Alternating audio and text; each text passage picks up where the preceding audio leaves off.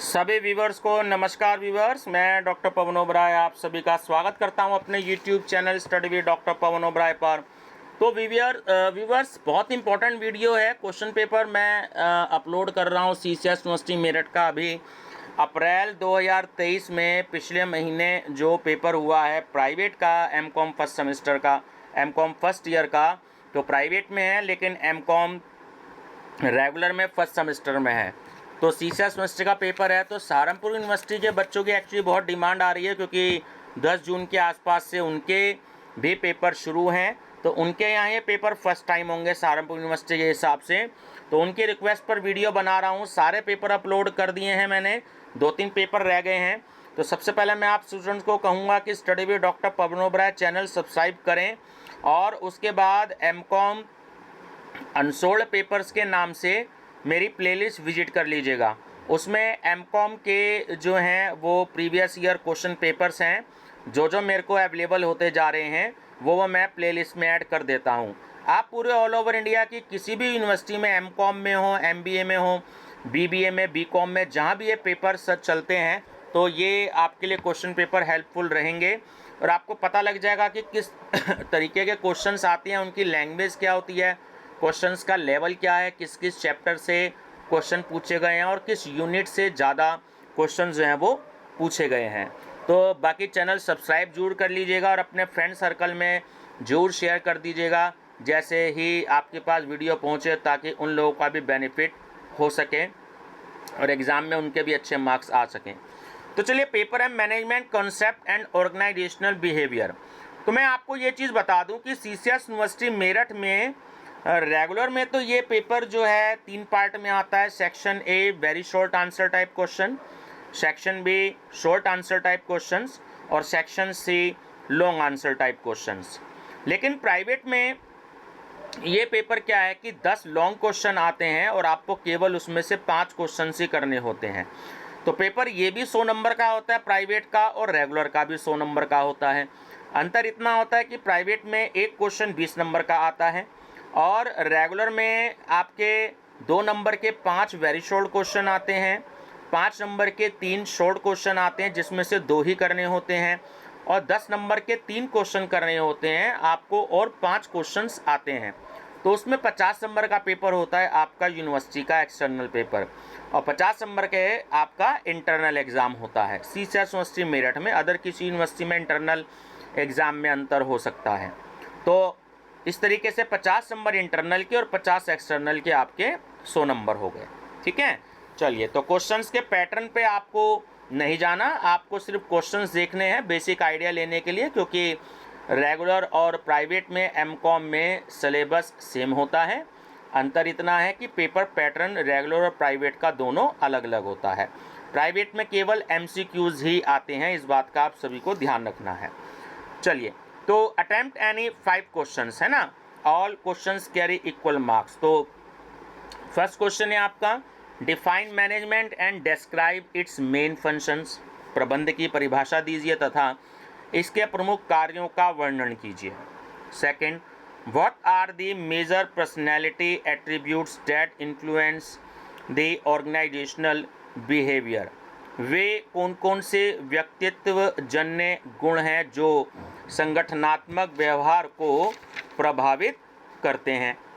Third, देखिए, motivation में theory जरूर आती है, तो इस बार इन्होंने मास्लो की थ्योरी पूछ ली है कि डिस्कस मास्लोस थ्योरी ऑफ मोटिवेशन, है ना। हर्ट्ज़बर्ग की याद कर लीजिएगा, मैकग्रेगर की एक्स एंड वाई कर लीजिएगा, इन 3 में से एक जरूर पूछी जाती है। मास्लो के अभिप्रेरण सिद्धांत की विवेचना कीजिए। फोर्थ है, what do you mean by group behaviour, discuss the factors which affect group performance.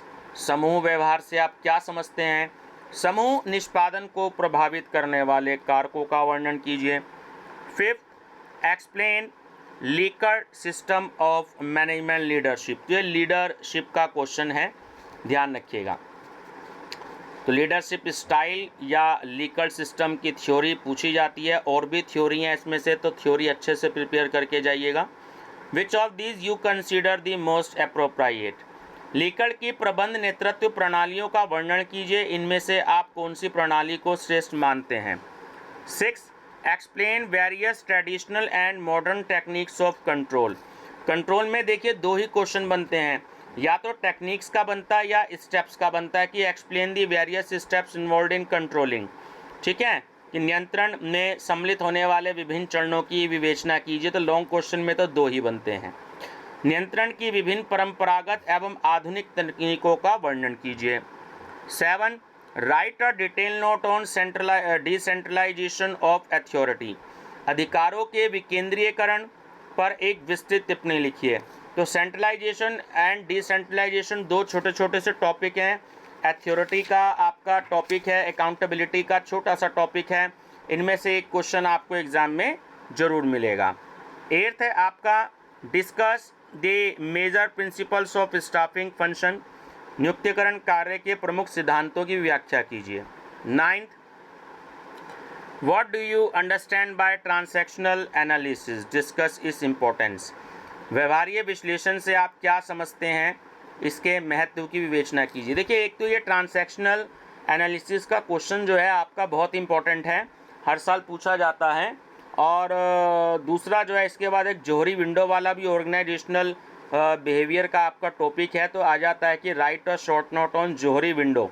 तो इस क्वेश्चन को भी आप ओबी के जो चैप्टर्स हैं उसमें ज़रूर प्रिपेयर कर लीजिएगा। मैं आपको साथ के साथ इसलिए बताता जा रहा हूँ ताकि आप जब फ्यूचर में इन मेरे वीडियो को सुने तो आप इन टॉपिक्स को भी ज़रूर प्रिपेयर कर लें। उसके बाद है आपका 10th question, right short note on the following. Number first perception, number second group dynamics. निम्नलिखित पर संक्षिप्त टिप्पणियाँ लिखिए। प्रत्यक्षण और समूह गत्यात्मकता। देखिए, परसेप्शन, पर्सनैलिटी, एट्रीब्यूट्स, इनमें से आपका और आपका एक क्वेश्चन है आपका लर्निंग। तो ये जो 4 टॉपिक हैं इनमें से आपका एक क्वेश्चन जरूर आता है। परसेप्शन में कुछ भी आपसे पूछे तो आपको उसमें से जो है थ्योरीज ऑफ परसेप्शन के ज़रूर याद करके जाइएगा। लीडरशिप का क्वेश्चन आ ही गया है, और लर्निंग इसका भी आप जो है थ्योरीज याद करके जाइएगा। जो 4 टॉपिक मैंने आपको बताए, परसेप्शन, लीडरशिप, एट्रीब्यूट्स, ठीक है, लर्निंग, एट्रीब्यूट्स, एटीट्यूड, परसेप्शन आपका, ठीक है, 4 टॉपिक जो आपके हो गए, इनको आप जरूर बहुत अच्छे से प्रिपेयर करके जाइएगा।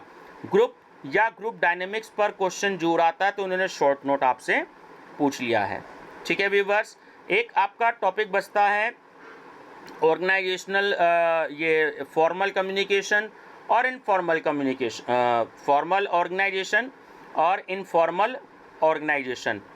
तो इसमें से भी आपका एक क्वेश्चंस आ जाता है। कम्युनिकेशन मैंने इसलिए बोला क्योंकि कहीं कहीं पर अगर ये मैनेजमेंट का जो आपका मैनेजमेंट कंसेप्ट वाला जो आपका टॉपिक है, तो इसमें कम्युनिकेशन का भी चैप्टर दे रखा है।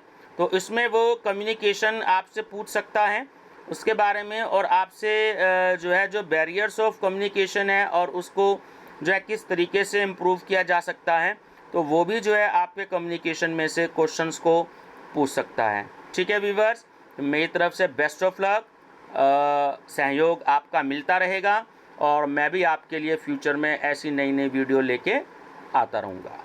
धन्यवाद।